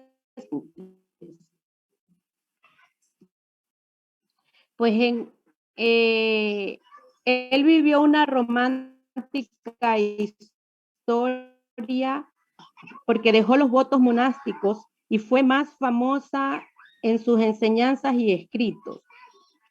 Pues ellos se casaron, pero a su vez fueron obligados a separarse. Ambos entraron en conventos y quien murió siendo abad y ella, Eloísa, abadesa. Tenemos también a Bernardo de Claraval en el año de 1091 al año de 1153. Era de una noble familia francesa, educado para la corte, pero renunció a ella.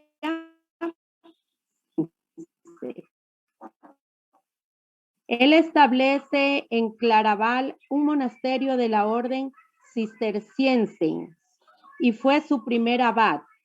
Bernardo era una unión admirable del pensador místico y práctico. Predicó y promovió la Segunda Cruzada en 1147. Hombre de mente amplia y corazón bondadoso, se oponía y escribía en contra de la persecución de los judíos. Algunos de sus himnos como Cristo, Sigoso al pecho y Cabeza ensangrentada se cantan en todas las iglesias. 20 años después de su muerte lo canonizaron como San Bernardo. Lutero dijo: si hubo en el mundo un monje santo y temeroso de Dios, fue San Bernardo. Tenemos también a Tomás de Aquino en el año de 1226 al año de 1274. La mentalidad más grande de la Edad Media. Se le llamó el doctor universal, doctor angélico y príncipe de la escolástica. Nació en Aquino, en el reino de Nápoles, contra la voluntad de su familia, los condes de Aquino. Entró a la orden de monjes dominicos. De joven estudiante era tan callado que le apodaron el buey mudo. Su maestro Alberto Magno decía: un día este buey llenará al mundo con sus mugidos.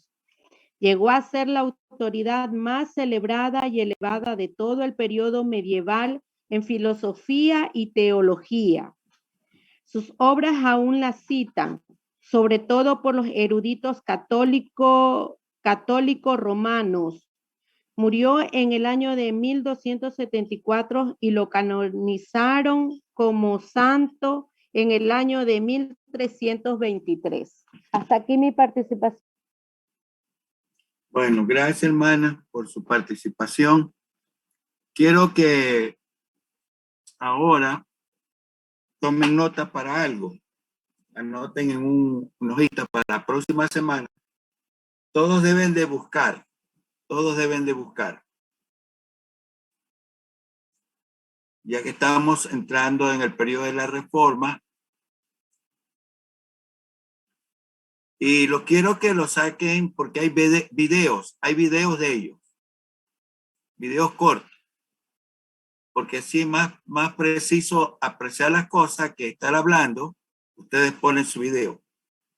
¿Quién fue Casiodoro de Reina?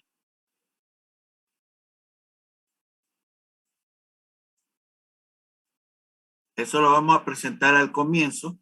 El que escribió la Reina Valera, pues. Sí, pero yo quiero que no me diga eso, que me busquen el video.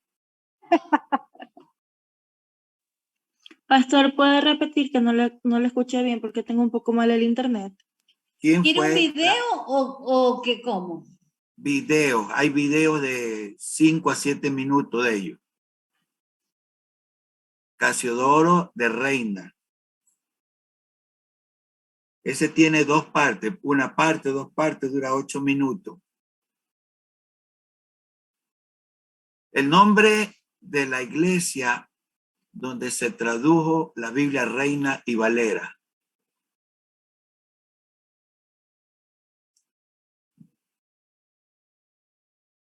En un lugar, le doy una parte para que encuentre. Termina como del campo. La iglesia se llama algo así como del campo.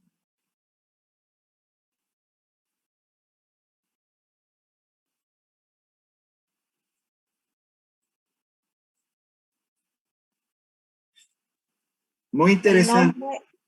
El nombre de la iglesia donde se tradujo, perdón, pastor. La Biblia Reina y Valera. Ya. Ahí van a encontrar un video muy interesante porque quiero que vean cómo fue la traducción y todo eso, ¿no? Si quiere yo se lo puedo hacer en Filmora, pastor, y se lo presentamos. ¿Va? Si quiere yo lo puedo bajar y lo pongo en Filmora. Leila también lo puede hacer. Claro, pero para la otra semana, hermano. La otra semana, para empezar. Ahí tiene la oportunidad. Ok, pastor. Bueno.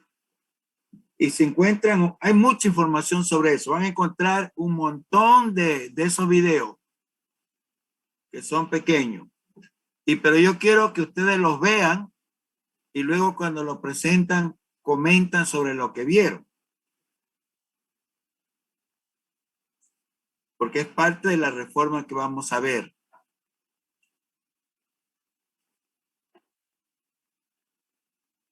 Muy bien. Van a encontrar un montón de videos. Siquiera hay como 20 de esos. Solo son dos preguntas nada más, ¿no, pastor? Dos nada más, pero van a encontrar como 20 videos. Así que el que más le llama la atención, ese lo baja para usted. No necesita bajar 2. 1 es suficiente.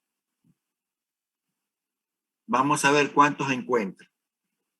Muy bien, para la próxima ¿Uno de cada uno, pastor, o un video por los dos? Uno. Sino que yo le doy 2 para por lo menos que ustedes tengan idea de qué buscar. Pero hay por lo menos conmigo 20 videos en esa sesión de la Biblia Reina y Valera. Traducción de la Biblia Reina y Valera. El lugar donde se hizo la traducción fue en un convento católico. Creo que si no estoy bien seguro, creo que se llama San Bernardino del Campo, algo así. Ustedes van a buscarles dando claves nomás. Pastor, nosotros buscamos el video y le reducimos el tiempo. O sea, para que dure, por ejemplo, 2 minutos. Ah, 3 bueno, minutos. pues ya, ok, si puede reducirlo, está bien, el tiempo. Gracias. Entonces, podemos ver unos 3, 4 videos y comentar sobre eso, ¿no? Es muy importante eso de la... Pastor, es el monasterio San Isidro del Campo. Exactamente, ya lo encontró, pero no por ahorita, véalo bien, examínelo bien. Ok, pastor. Porque es importante conocer la historia de eso, ¿no? Pero más práctico es verlo ahí en el video, van a tener más información. Bien, para la siguiente semana, anoten los que le tocan su participación.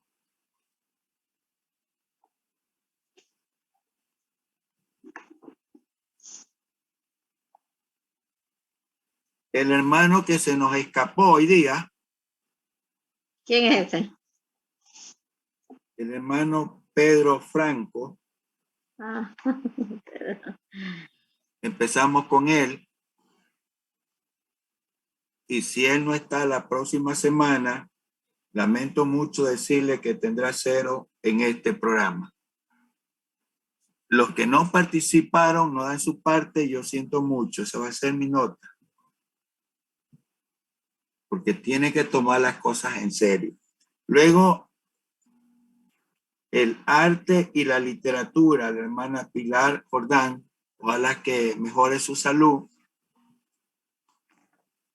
Comienzo de la reforma religiosa, la hermana Maribel Bisueta. Siento hoy día la hermana Maribel. No la veo en la lista.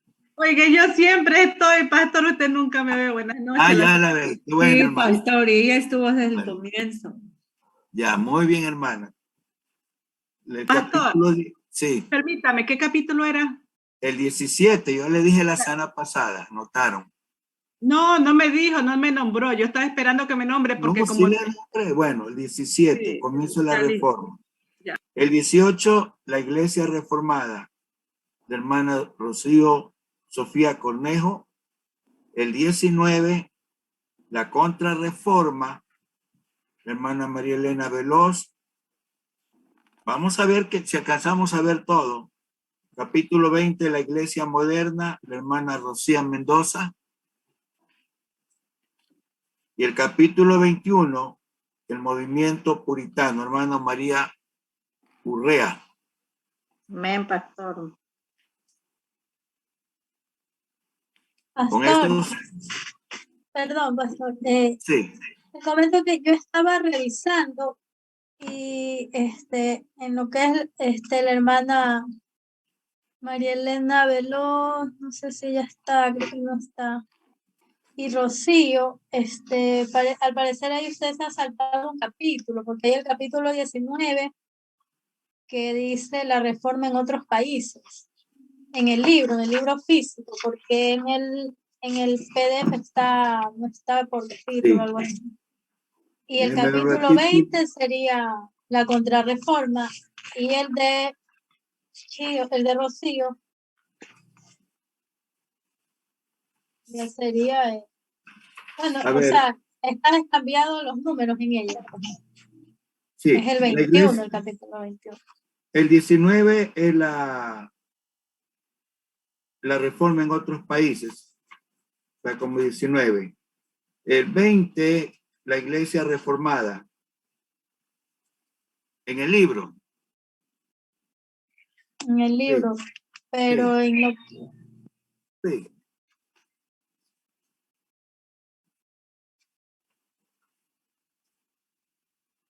Ok. Y el 21, La iglesia moderna. la iglesia moderna, en el libro. Sí. Ya. Nos va a quedar unos capítulos por ver. Pero vamos a hacer como parte de un examen, los capítulos por ver. Bueno. Pastor, de repente, si alcanzo, puedes poner uno de los que sigue. No, a los que no alcanzaron les voy a mandar doble tarea. No, en serio, estoy hablando en serio. Porque se nos escaparon. Se nos escaparon. Bueno, porque ya no va a alcanzar, porque ya tengo 7 que he metido para la otra semana. Y a menos de que lo hagan bien simplificado los que van a participar, pero a veces no se puede porque hay mucho que decir, ¿no? En esas 4 paginitas o 3. Vamos a ver. Pero hermano Gabriel, a ver. O de repente entre semanas, si un hermano cree que no va a poder exponerme, me avise y yo puedo poner el tema. No, hermano, de una vez lo pongo. Vaya. Para que usted... Yo tenía uno aquí que iba... Ya. Vamos a saltar unos capítulos. Yo quiero que toquemos...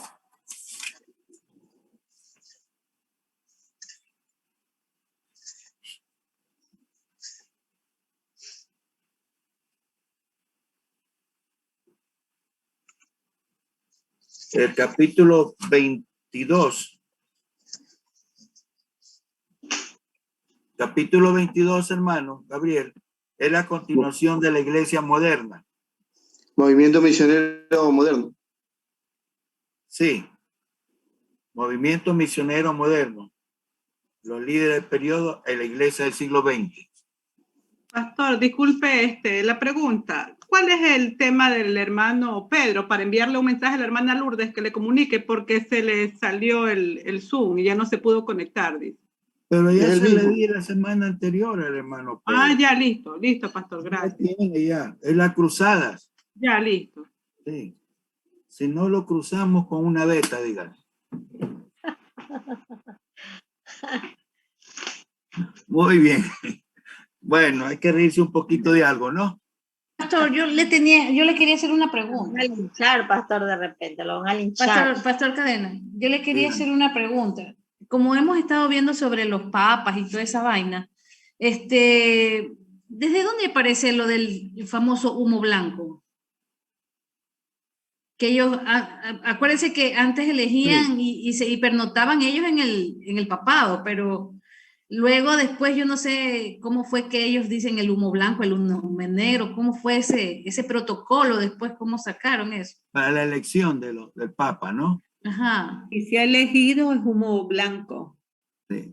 Ajá. Y si todavía no ha sido elegido es humo negro. Todos los días sacan humo. Pero me imagino que eso debe salir después de que estaban haciendo sus chanchudos, eligiéndose entre ellos mismos. Me imagino que ya pusieron un orden, creo, ¿no?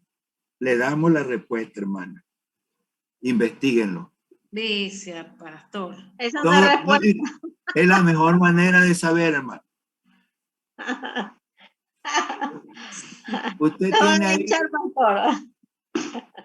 Usted me está haciendo acordar cada vez que el profesor Archillón, yo hacía una pregunta, tarea para mañana.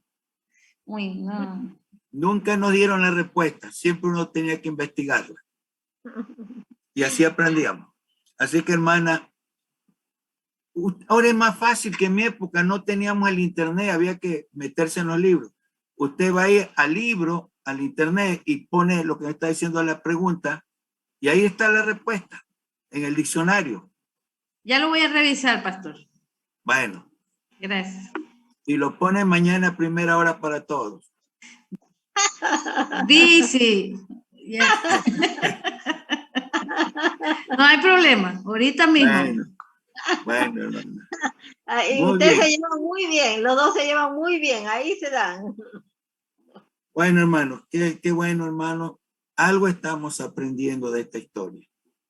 Yo sé que, como digo, es muy corto el tiempo para algo tan largo, tanta historia, y leer todo e investigar. Pero gracias a Dios, si utilizamos bien el tiempo, ustedes también vienen leyendo, porque otra vez yo digo, lo que sucede con algunos de nuestros amados estudiantes, a excepción de unos que veo que sí son muy investigadores, es que solamente leen la parte que les toca dar, pero no leen lo demás.